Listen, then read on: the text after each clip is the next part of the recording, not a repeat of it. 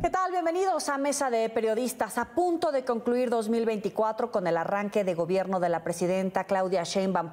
Uno de los temas que más ocupa y preocupa a los mexicanos es la inseguridad. Vamos a conocer la evaluación de los invitados a la mesa y las consecuencias, por supuesto. Eduardo Ruiz Gili, periodista. Alberto Bello, director de Enfoque Noticias en NRM Comunicaciones. Salvador Frausto, director de investigaciones en Milenio. Gracias por estar con nosotros. Bienvenidos. Hola. Hola. Salvador, arranco contigo, que no te habíamos visto. Una primera evaluación de la estrategia de seguridad. Vemos un cambio en la estrategia de seguridad. En primer lugar, eso es a mí lo que me llama la atención, que dotarle de tanta fuerza a Omar García Harfuch como coordinador de los esfuerzos de seguridad y está ya implementando su sello con estos trabajos de inteligencia que han generado en principio muy buenas reacciones. Por ejemplo, el operativo Enjambre, que a partir de trabajos de inteligencia fueron por funcionarios públicos de distintos municipios, sobre todo en el Estado de México. Y ese estilo me parece que está generando mucha confianza.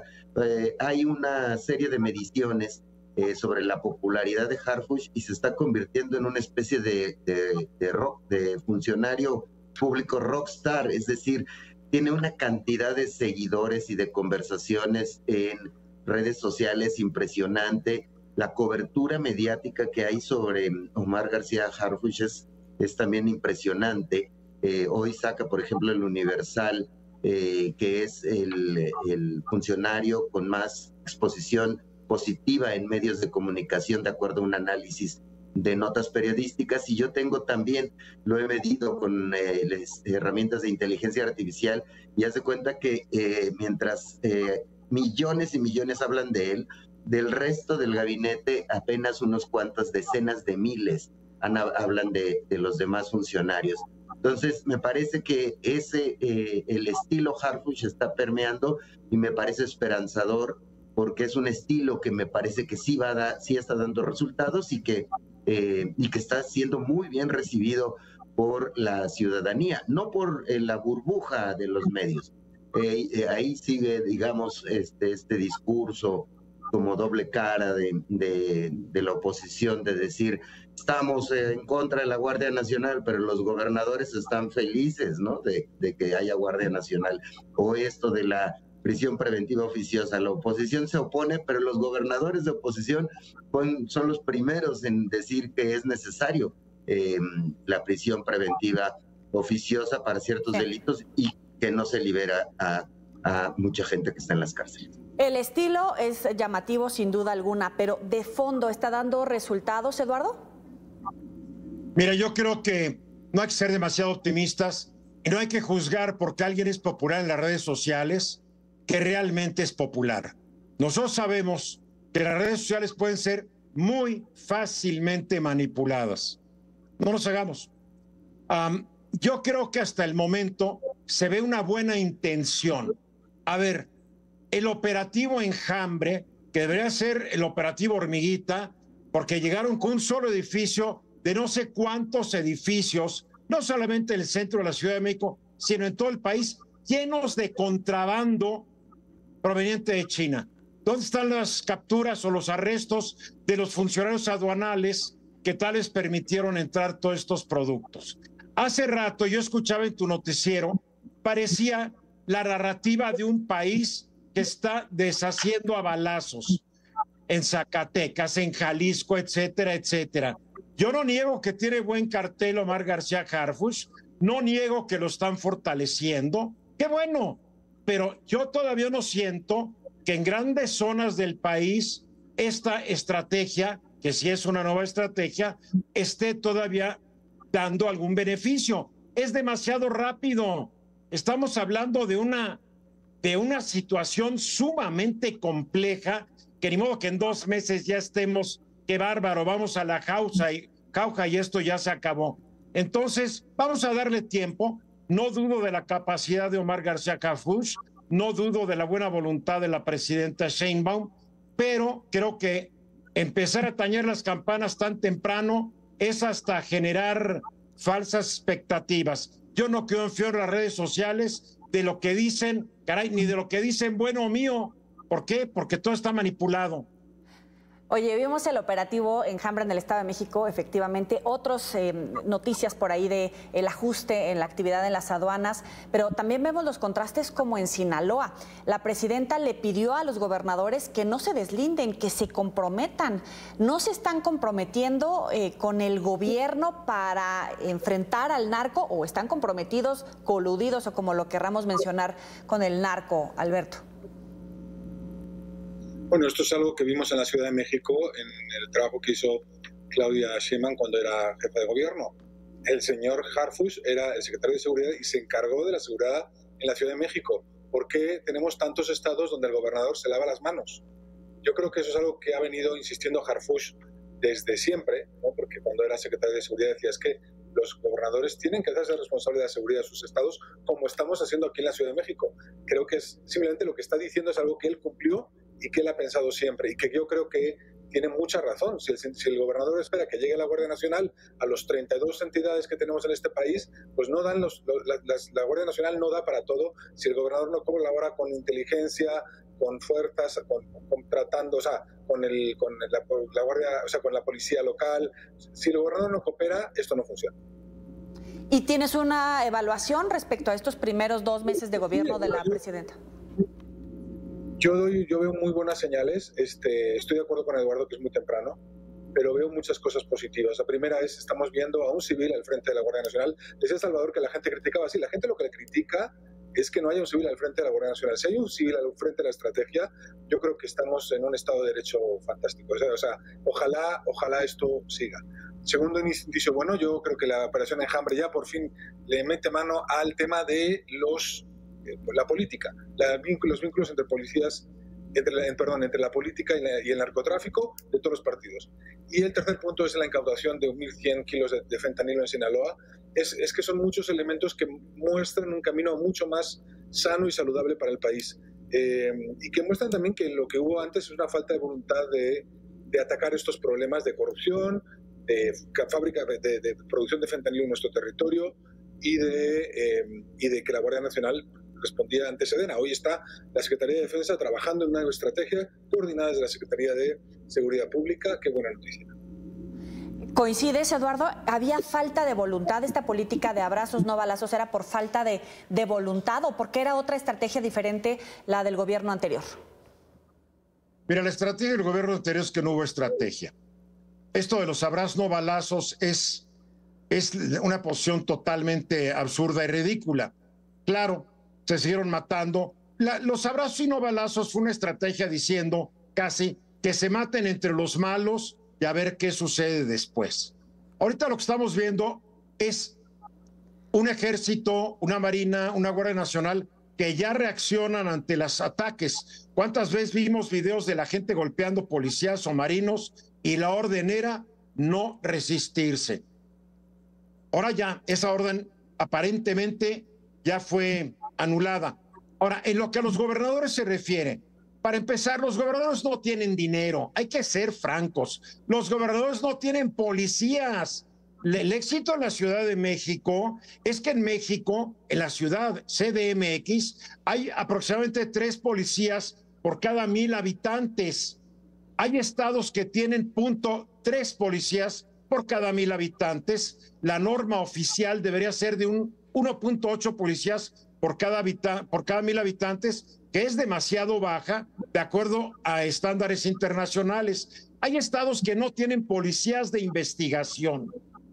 Las fiscalías de los estados son un desastre. Entonces, se puede culpar a los gobernadores, pero también hay que decirlo, están jalando problemas ancestrales de no tener policías. Hay municipios que no tienen policías. Hay municipios en donde mejor que no hubiera policías. Estamos viendo que en Acapulco, al recién nombrado, al presidente municipal que apenas acaba de llegar, lo mataron a unos días y aparentemente, según nos dicen las autoridades, era el jefe de la policía municipal el que se lo echó. Entonces, los estados no tienen recursos, no tienen policías. Hay excepciones. está Yucatán, que tiene una muy buena policía, Guanajuato tiene una buena policía, pero está rebasado. Entonces, yo creo que cada estado tenemos que analizarlo desde un punto de vista muy particular. Salvador. Perdón. Bueno, lo que veo es que coincido en primer lugar con Eduardo y con Alberto de que los resultados es muy temprano para medirlos como tal. Yo creo que le veremos las estadísticas en el primer semestre de gobierno, ya se podrá reflejar o no si dieron resultados. Pero sí me parece interesante, por ejemplo, además de enjambre, el tema del gran decomiso de fentanilo es brutal, ¿no? Esa cantidad de pastillas de fentanilo alcanzarían, si se comercializaran, para comprar 80 mansiones como la de Chen Li-Yegon, por ejemplo. Es un decomiso impresionante y es al tercer grupo más poderoso en Sinaloa, que es el del Chapo Isidro. Es decir, hay eso y los operativos que tienen que ver con los productos chinos están dando como una serie de argumentos y otra cosa que me llama la atención, a mí me gusta estudiar el tema de la popularidad porque pienso que los mexicanos estamos ya muy, muy politizados en redes sociales y la gente que consume medios de comunicación. Las mediciones que hacemos con esta herramienta de Millenia eliminan los bots, por ejemplo. Es decir, podemos programar a los robots para que eliminen a las granjas de bots y se quede con la conversación auténtica. Además de García Harfuch, hay otro fenómeno inédito. El secretario de la Marina, sobre todo, pero también el secretario de la Defensa, están siendo muy bien vistos por los ciudadanos. Están generando una conversación muy positiva y es el embrión de un asunto que empuja incluso la popularidad de la presidenta Claudia Sheinbaum. Es decir, me parece que sí, efectivamente, mucha gente puede decir locuras, pero la temperatura social fuera de la burbuja opositora es muy positiva para el Gabinete de Seguridad. Alberto, querías decir algo, tienes 30 segundos. Sino que los estados sí tienen recursos. Otra cosa es que los distribuyan de una manera que no invierte en seguridad. Cuando los estados han querido invertir en seguridad, lo vimos en Tamaulipas con Cabeza de Vaca, le puso un montón de dinero a la seguridad. Simplemente hay que reestructurar el presupuesto y ponerle prioridad a la seguridad. Igual que hacen las alcaldías de la Ciudad de México cuando invierten en seguridad. Simplemente tienen que reestructurar el presupuesto y si no tienen, que lo pidan. Pero no podemos decir, oye, el presupuesto que te damos no te lo gastes en seguridad. No, es su responsabilidad. Vamos a la pausa. En Mesa de Periodistas volvemos contigo, Eduardo. No le cambie. Ya regresamos con Mesa de Periodistas por NTN 24, el canal de las Américas. Continuamos con la Mesa de Periodistas. Tienen razón cuando hablan de la importancia de dónde se pone el presupuesto cuando hablamos en materia de seguridad. ¿Realmente alcanza con el presupuesto que se está aprobando para este año 2024 para el 2025 para contratar policías, para comprar los equipos necesarios, para desplegar los elementos en el territorio? Ya sin hablar de la estrategia que viene por parte de Estados Unidos de deportaciones y lo que tendría que suceder aquí para atender la ola migratoria. ¿Realmente alcanza? ¿Las bolsas están destinadas con los recursos suficientes para el reto mayúsculo que tiene el gobierno de la presidenta Sheinbaum, Eduardo? En México el dinero no alcanza para nada. Vamos siendo realistas. De cada 100 pesos que el gobierno tiene de presupuesto, 66, 67 pesos ya están programados. Le quedan 33, 34 pesos para todo lo demás. En México la recaudación es muy baja, 16%. Equivale al 16% del PIB, mientras que en los países de Latinoamérica está el 20 y tantos hasta 30 y tantos %. ¿Por qué? Porque los gobiernos de México no quieren hacer una reforma fiscal porque no se vaya a enojar el público politizado, que no estoy de acuerdo ahí con Salvador. La verdad no alcanza dinero. A ver, no alcanza para salud, no alcanza para seguridad pública, no alcanza para educación. Hay que ser realistas, no alcanza. El dinero se lo han gastado, no solamente el gobierno anterior, muchos gobiernos en estupidez y media. Hoy tenemos una refinería que aún no refina. Tenemos una aerolínea nueva que no lleva pasajeros. No me quejaré de los ferrocarriles porque tarde o temprano generan riqueza y generan bienestar los ferrocarriles. Pero ¿se gastaron cuánto en la refinería? Ya hace rato dijimos cuánto podríamos haber construido de casas de Shenli Yegón. ¿Cuántas casas de Shenli Yegón se podría haber construido con una refinería que no está funcionando, que se inauguró no sé cuántas veces? Hay que ser realistas. En este país no hay suficiente dinero.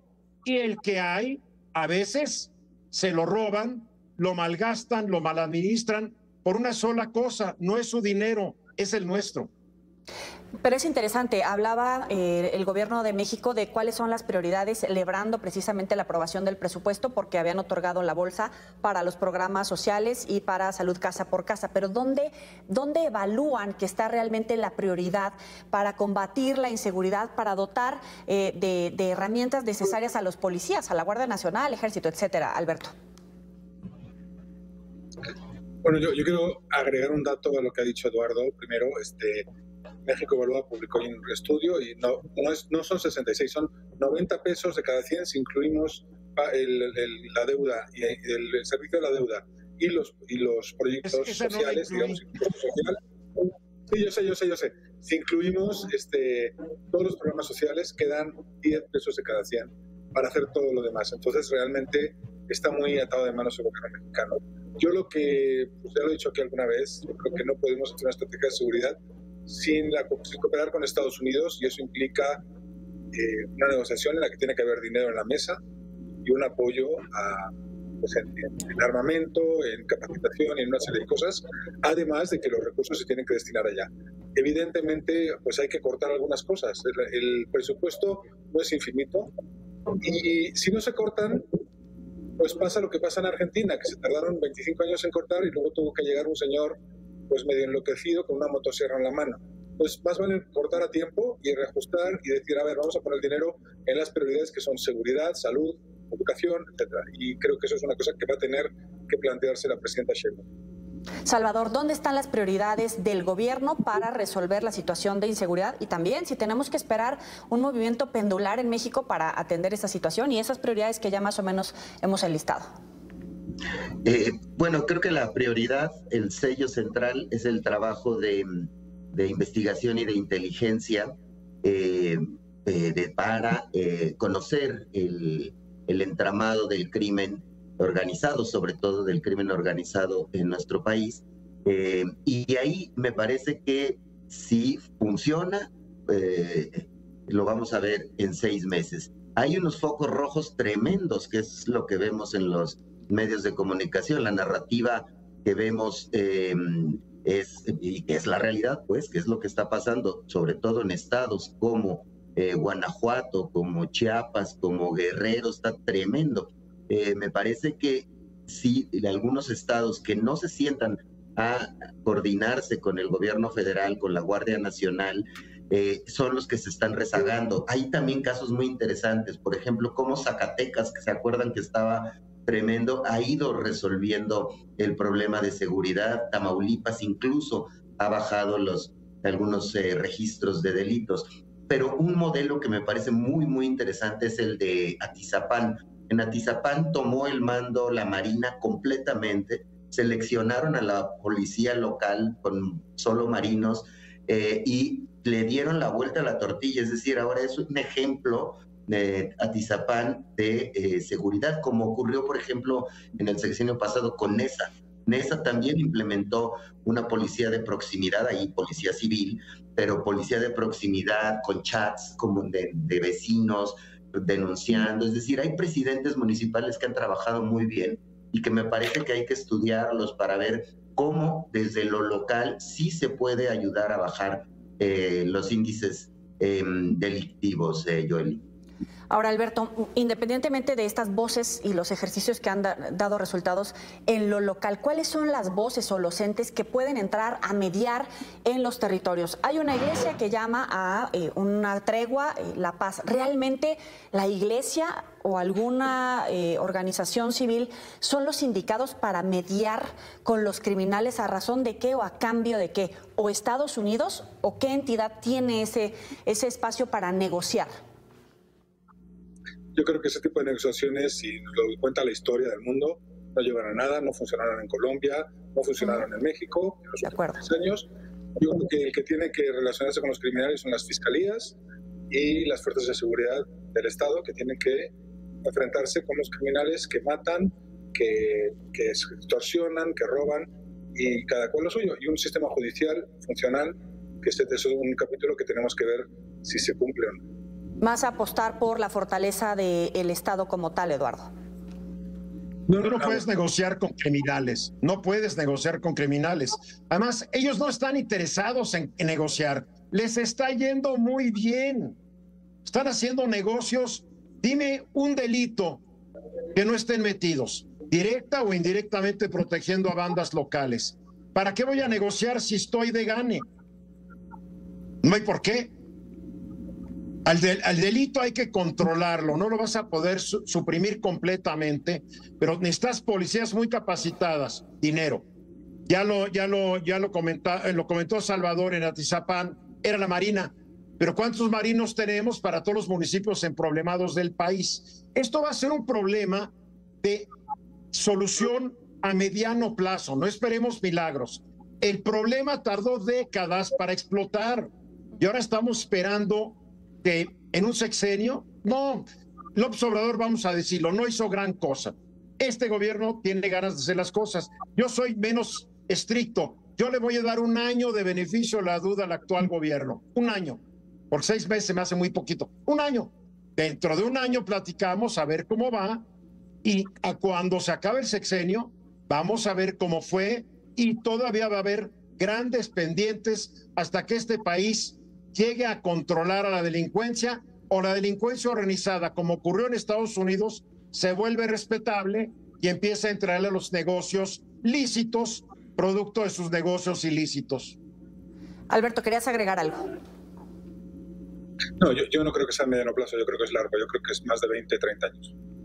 Y vamos a tardar mucho y va a ser muy difícil, va a ser duro, pero no se puede hacer basándose en la negociación, tiene que ser no negociando. Veamos rumbo al 2025, Eduardo. ¿Qué prevemos? ¿Cómo van a ser estos primeros meses con cambio de gobierno, con cambio de integrantes del gabinete, si es que efectivamente se hacen los cambios que se están hablando, con el inicio del gobierno del presidente Donald Trump? ¿Cuál es el escenario para la presidenta? Hijo, el escenario es bien difícil. Para empezar, la economía va a crecer raquíticamente, va a crecer casi al igual que la población mexicana, es decir, no va a haber rebanaditas más gruesas de pastel para cada uno de nosotros. Va a ser un año muy difícil. Hay que ver la entrevista que recién publicó hoy la revista Time, después de designar a Donald Trump el personaje o la persona del año 2024. El señor viene con la espada desenvainada. El gran reto de Claudia Sheinbaum va a ser cómo negociar con este individuo sin tensionar más las ya tensas relaciones bilaterales, sin sacrificar soberanía nacional, sin dejar que Trump se nos trepe. Yo creo que ella tiene la inteligencia, la lógica, la frialdad para poder manejar a un tipo como Trump, que es famoso por desdeñar a las mujeres de poder. Pero vamos a ver, pero que el año viene muy, muy complicado. Salvador. Sí, coincido con Eduardo. Los escenarios con Donald Trump son muy, muy difíciles. Algunos argumentan que es que perro que ladra no muerde, y su estilo empresarial que amenaza antes de sentarse a la mesa y después puede ir a partir de ahí negociar o ser un poco menos duro. Pero me parece que el contexto actual es más difícil que el contexto que vivimos en la primera presidencia de Donald Trump, donde sí efectivamente se dio más rápidamente a su discurso tan beligerante. Ahorita me parece que el tema de que en Canadá pueden ganar el Partido Conservador y un Trump conservador son dos movimientos muy antiinmigrantes, muy de mano dura, y con esos nos va a tocar negociar el Tratado de Libre Comercio, nos va a tratar de negociar la política migratoria. Entonces, me parece que está dando buenos pasos, Claudia. Uno de los pasos que me gustó es mandar al canciller a estar en los consulados, a estar tratando de ver cómo se arregla el asunto y hablar con los gobernadores para prepararse. Alberto, un minuto. Estoy de acuerdo, va a ser muy difícil, pero hay un camino y el camino es resolver problemas que son reales nuestros, no tener controladas nuestras fronteras, pues es un problema nuestro, no solo es un problema de Estados Unidos, y atacar eso creo que no viola la soberanía nacional, resolver el tema de la violencia, que como decimos, vamos en ese camino, tener una negociación comercial que responda a las necesidades de Estados Unidos estratégicas con China, y decir, pues tenemos que renunciar a la inversión china, pues renunciamos. Y creo que con esos elementos y con dos personajes que tenemos en el Departamento de Estado, como son Christopher Landau, que fue embajador en México, y Ronald Johnson, que va a ser el nuevo embajador, que son extremadamente republicanos, extremadamente conservadores, no me importa, conocen nuestro país, hablan español. Bien. Entonces creo que hay buenos elementos para encontrar un camino de salida, difícil, duro, pero hay un camino. Alberto Bello, Eduardo Ruiz Gil y Salvador Frausto, gracias por estar con nosotros en Mesa de Periodistas. Buenas noches.